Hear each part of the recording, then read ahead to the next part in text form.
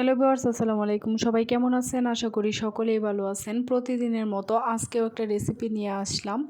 আর একটা কথা, আপনাদের কাছে আমার একটাই অনুরোধ, প্লিজ আমার চ্যানেলটি সাবস্ক্রাইব করবেন এবং সবসময় আমার পাশে থাকবেন।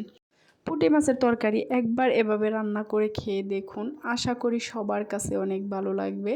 আমি প্রথমে পুঁটি মাছগুলোকে লবণ এবং হলুদ দিয়ে মেখে তেলে ভালোভাবে ভেজে নেব।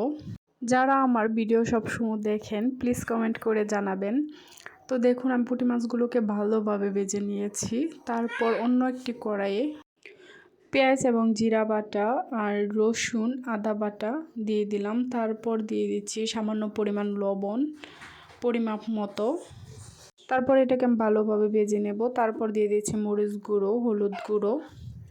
তারপর দিয়ে দিলাম পানি, যাতে করে মশলাটা পুড়ে না যায়। এখন আমি ভালোভাবে মশলাটাকে কষিয়ে নেব। মশলাটা আমার কষানো হয়ে গেছে। এখন আমি এর ভিতর দিয়ে দেব আলু এবং সিম। এটাকেও এখন আমি ভালোভাবে মশলার সাথে মিশিয়ে তারপর ঢাকনা দিয়ে ঢেকে রেখে দেব কিছুক্ষণের জন্য। সবজিটা দেখেন প্রায় সিদ্ধই হয়ে গেছে। এখন আমি আবার পরিমাণ মতো পানি দিয়ে দেব।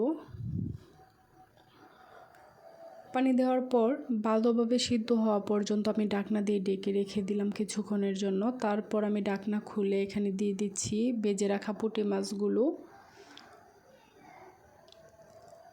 তারপর দেখেন আমি আবারও অল্প পরিমাণের জন্য ঢাকনা দিয়ে ঢেকে রাখার পরে এই তরকারিটা হয়ে যাবে।